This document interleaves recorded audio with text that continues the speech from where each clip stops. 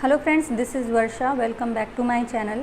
CTET 2023 के previous year question paper की series में आज हम सी-टेट का CDP का 2016 का पेपर कराएंगे, जो कि क्लास 6 to 8 के लिए हुआ है। ऐसे ही और पेपर हम करा चुके हैं जिनकी प्लेलिस्ट बनी हुई है, तो आप सभी वहां जाकर हिंदी EVS और CDP के पेपर देख सकते हैं। ठीक है, तो स्टार्ट करते हैं अपना पहला क्वेश्चन। और अगर आप चैनल पर नए हैं तो प्लीज़ चैनल को लाइक, शेयर एंड सब्सक्राइब ज़रूर करें। तो पहला क्वेश्चन है, पियाजे के अनुसार विकास को प्रभावित करने में निम्नलिखित कारकों में से किसकी भूमिका महत्वपूर्ण होती है। पियाजे की बात कर रहे हैं तो उन्होंने भौतिक विश्व के साथ अनुभव के बारे में बात की है। ठीक है, कि बच्चा जिस तरह से बड़ा होता जाता है अपने आसपास के परिवेश और वातावरण से सीखता हुआ, वो अपने अनुभव के साथ में वो सीखता हुआ आगे बढ़ता है। ठीक है, सेकंड क्वेश्चन है, पूर्व संक्रियात्मक काल में आने वाली संज्ञानात्मक योग्यता। पूर्व संक्रियात्मक में क्या होती है? लक्ष्य उद्दिष्ट व्यवहार की योग्यता। इसका जो काल होता है वो 2 से 6 वर्ष तक की अवधि में होता है। बच्चा होता है अहम केंद्रित। ठीक है, उसको ये लगता है सारी चीज़ें बस उससे ही रिलेटेड हैं। अब बात करते हैं थर्ड क्वेश्चन की, निम्नलिखित में से किस एक जोड़े का मिलान ठीक हुआ है। दंड देना और आज्ञापालन अभिविन्यास नियम तय नहीं है किंतु समाज के हित में बदले जा सकते हैं। सामाजिक संविदा अभिविन्यास किसी कार्य के भौतिक परिणाम निर्धारित करते हैं कि वह अच्छा है या बुरा। अच्छा लड़का एवं अच्छी लड़की अभिविन्यास अच्छा बनकर कोई स्वीकृति प्राप्त करता है। तो ये आपका सी ऑप्शन सही है। ये कोलबर्ग का नैतिक विकास का सिद्धांत है, जो कि पूर्व परंपरागत स्तर के बच्चे के लिए होता है। ठीक है, अब बात करते हैं फोर्थ क्वेश्चन देखते हैं क्या है। वाइगॉत्स्की की संस्तुति के अनुसार बच्चों की व्यक्तिगत वाक्य संकल्पना स्पष्ट करती है कि बच्चे अपने ही कार्य के निर्देशन के लिए भाषा का उपयोग करते हैं। बच्चा खुद ही बोलता है कि हाँ, अब हम ये काम कर लें, उसके बाद हमें वहाँ जाना है, फिर वो चीज़ उठानी है। तो खुद से बातें करना ये वाइगॉत्स्की कहते हैं। ठीक है, वाइगॉत्स्की के अनुसार सीखने को पृथक नहीं किया जा सकता है उसके सामाजिक संदर्भ से, क्योंकि आप सभी जानते हैं कि उनका सिद्धांत कौन सा है, सामाजिक सांस्कृतिक सिद्धांत इनका है वाइगॉत्स्की का। तो उससे सामाजिक संदर्भ से अलग नहीं किया जा सकता। 6th क्वेश्चन देखते हैं, प्रगतिशील शिक्षा में अभिप्राय है कि कक्ष प्रगतिशील शिक्षा में कैसा होता है? लोकतांत्रिक होता है और समझने के लिए कि बच्चों को पर्याप्त स्थान दिया गया होता है या नहीं। ठीक है, प्रगतिशील शिक्षा के लिए ये बहुत ही ज़्यादा ज़रूरी है कि बच्चे जो हैं वो अच्छे से चीज़ों को समझ पाएँ। 7th क्वेश्चन देखते हैं क्या है कि निम्नलिखित में से कौन सा एक उदाहरण भाषिक बुद्धि वाले व्यक्ति को दर्शाता है। भाषिक बुद्धि वाले व्यक्तित्व, तो यहाँ देख लीजिए, भाषा के अर्थ और क्रम तथा भाषा के विविध प्रयोगों के प्रति संवेदनशीलता। ठीक है, ये बहुत इंपॉर्टेंट होती है भाषिक बुद्धि वालों के लिए। अलग अलग बुद्धि के बारे में गार्डनर ने बात की है, आप सभी को पता होगा। भाषा क्या है? हमारी विचार प्रक्रिया को प्रभावित करती है। जैसे आप सोचते हैं, जिस भाषा में जो भाषा आपको आती है उसी भाषा में आप सोचते हैं। मेन ये है, आप ये समझ लीजिए कि भाषा क्या होती है, हमारी जो विचार की प्रक्रिया है उसको भी प्रभावित करती है। 9th क्वेश्चन है, कक्षा 8 की एक पाठ्यपुस्तक में इस प्रकार के चित्र हैं। शिक्षिका एवं घरेलू काम करने वाली के रूप में महिला, जबकि ड्रॉक एवं पायलट के रूप में पुरुष। तो ये क्या है? सबसे इम्पॉर्टेंट लिंग रूढ़िबद्धता है। भेदभाव कर रहे हैं कि हाँ, अगर लड़की है तो वो ये काम करेगी, लड़का है तो वो ये काम। तो आपका इसका राइट ऑप्शन क्या हो जाएगा? ए। 10th क्वेश्चन देखते हैं क्या है। शिक्षार्थियों में बहुत विभिन्नताएं होती हैं, इनमें से किस किस के लिए शिक्षक को संवेदनशील होने की आवश्यकता है। संज्ञानात्मक क्षमताओं और सीखने के स्तरों पर आधारित विभिन्नताएं, भाषा, जाति, लिंग, धर्म और समुदाय की विविधता के आधारित विभिन्नताएं। तो दोनों ही आती हैं भाई। बच्चा आपका है वो संज्ञानात्मक रूप से, यानी कि माइंड से भी थोड़ा सा अलग होता है। पिछड़ा वर्ग, पिछड़ा बच्चा, प्रतिभाशाली बुद्धि का बच्चा, अलग अलग बुद्धि का बच्चा। ठीक है, और भाषा, जाति, लिंग, धर्म के अनुसार भी बच्चा अलग होता है। तो क्लास में इस तरह के दोनों तरह के ही बच्चे आते हैं।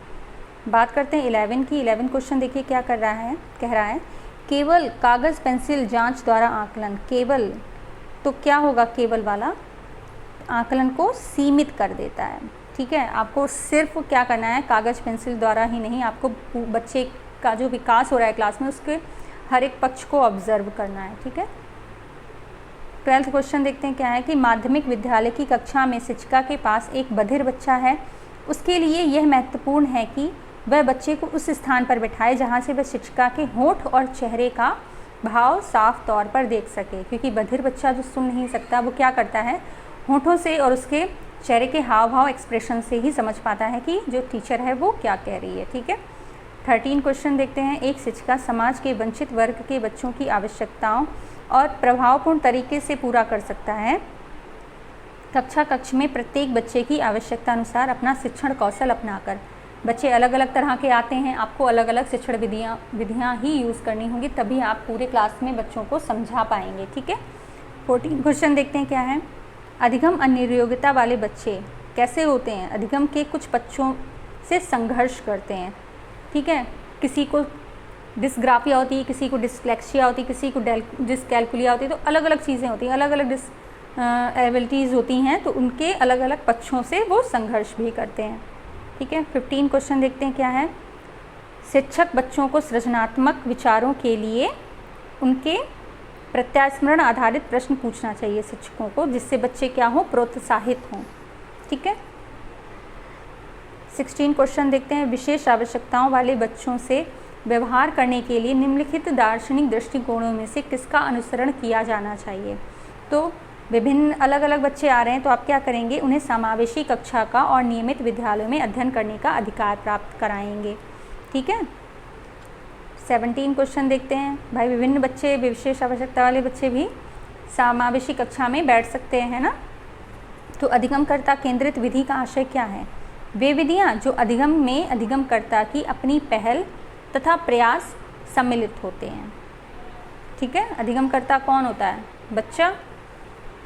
18 देखते हैं। निम्नलिखित में से कौन सा एक सीखने के लिए प्रमुख है? तो अनुबंधन। ठीक है, अनुबंधन जो है वो सीखने के लिए सबसे इम्पॉर्टेंट है। आप एक्सप्लेनेशन देख लीजिए कि सीखने के लिए सबसे महत्वपूर्ण तत्व अनुबंधन है, परिस्थिति होती है। अनुबंधन का मतलब क्या हो गया? परिस्थिति, क्योंकि जितना अच्छा शैक्षणिक वातावरण उपलब्ध होगा, अधिगम कार्य उतना ही सुचारू रूप से चलता रहेगा। अब देखते हैं 19 क्वेश्चन। पियाजे और वाइगॉस्की के अनुसार एक रचनात्मक कक्ष में अधिगम शिक्षार्थियों द्वारा स्वसृजित किया जाता है, जो एक सक्रिय भूमिका निभाता है। पियाजे और ये दोनों ही क्या बोलते हैं, ये कहते हैं कि बच्चा स्वयं खोज करे, स्वयं सीखे। ठीक है, 20 की बात करते हैं कि निम्नलिखित में से कौन सा आधारभूत सहायता का एक अच्छा उदाहरण है, जिसका आशय है कि समस्या समाधान को तब तक सीखना जब तक शिक्षार्थी स्वयं ना कर सके, तो उसे यह बताता है कि वह बार बार प्रयास द्वारा कर सकते हैं। ठीक है, अगर किसी चीज़ में अटक रहे हैं तो क्या करते हैं, बार बार उस चीज़ का प्रयास करते हैं और बच्चा सीख लेता है। ठीक है, 21 की बात करते हैं।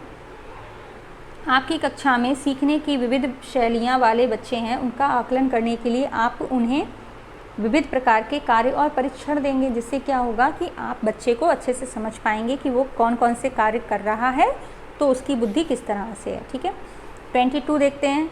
आजकल बच्चों की गलत धारणाओं को वैकल्पिक धारणाएं कहने की एक प्रवृत्ति है, इसे क्या कहा जाता है?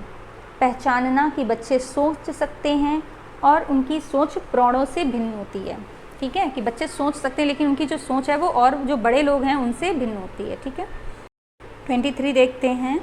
निम्नलिखित में से कौन सा एक माध्यमिक विद्यालय की कक्ष में शिक्षक की भूमिका का सर्वोत्तम उचित वर्णन करता है? तो यहाँ पर आपका कौन सा ऑप्शन सही है? चर्चाओं के अवसर उपलब्ध कराना।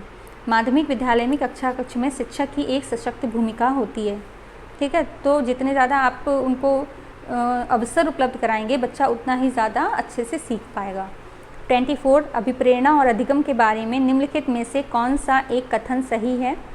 अधिगम केवल तभी प्रभावी होता है जब शिक्षार्थियों में भीतरी प्रेरणा हो, सीखने की अंतर्निहित इच्छा हो। ठीक है, तभी अभिप्रेरण मतलब मोटिवेशन आएगा बच्चे के अंदर, तभी तो वो सीख पाएगा। अगर मोटिवेशन नहीं है, रुचि नहीं है किसी चीज़ में, तो वो सीख भी नहीं पाएगा। सीखने के बारे में निम्नलिखित कथनों में से कौन सा एक सत्य है? तो सीखने को सामाजिक क्रियाएं सुविधा देती हैं। ठीक है, जो चीज़ उसे सीखनी है, अगर आप उसे समाज से कोरिलेटेड करेंगे तो वो ज़्यादा अच्छे से सीख और समझ पाएगा। सीखना जीवन पर्यंत चलने वाली एक प्रक्रिया है। ठीक है, 26 निम्नलिखित में से कौन सी एक महत्वपूर्ण गतिविधि है बच्चों को सीखने के लिए सक्षम बनाती है? तो संवाद। जितना ज़्यादा आप बच्चे से कम्युनिकेट करेंगे, बच्चा आपसे उतना ही ज़्यादा ओपनली चीज़ों को पूछ पाएगा और समझ पाएगा। ठीक है, और अगर वो आपसे डरेगा तो वो आपसे कोई प्रश्न ही नहीं करेगा, है ना। 27 विकास के बारे में निम्नलिखित में से कौन सा एक कथन सही है कि विकास भिन्न व्यक्तियों से भिन्न गति से होता है? हर बच्चा अलग होता है, हर व्यक्ति अलग होता है, उनकी विकास की जो प्रक्रियाएं हैं वो अलग अलग होती हैं। मध्य बचपन अवधि कौन सी होती है? 6 से 11 वर्ष। ठीक है, इसको बाल्यावस्था का काल 6 वर्ष से 11 वर्ष तक ही होता है, इसको मध्य बचपन की काल की अवधि भी कहा जाता है। ठीक है, 29 देखते हैं क्या है। किसी व्यक्ति को आकार देने में वातावरण के घटकों की कोई भूमिका नहीं होती, क्योंकि प्रत्येक व्यक्ति की वृद्धि उसकी आनुवंशिक संरचना से निर्धारित होती है। ये कथन कैसा है? ठीक नहीं है भाई। वातावरण और आनुवंशिकता ये दोनों ही चीज़ें साथ में ही चलती हैं, तभी तो व्यक्ति का जो विकास है वो सही रूप से हो पाता है। तो ये कथन ठीक नहीं है, क्योंकि बहुत से शोध ये सिद्ध करते हैं कि विकास में वातावरण का एक बड़ा प्रभाव पड़ सकता है। ठीक है, 30 क्वेश्चन और आपका लास्ट क्वेश्चन है कि एक प्रक्रिया जिसके माध्यम से मानव शिशु समाज के सक्रिय सदस्य के रूप में निष्पादन करने के लिए आवश्यक कौशलों का अर्जन करना प्रारंभ करता है, तो वो समाजीकरण हो गया। समाज से रिलेटेड है, समाज से ही तो बच्चा सीखता है। सबसे पहला परिवार ही जो है वो उसका प्रथम समाज एक तरह से कहा जाता है, मुख्य क्रिया है वो उसकी। तो आई होप कि आपको ये जो क्वेश्चंस हमने कराए हैं वो समझ आए होंगे। ऐसे ही और यूज़फुल वीडियोस के साथ में बने रहिए। चैनल को लाइक शेयर एंड सब्सक्राइब ज़रूर करें। Thank you so much for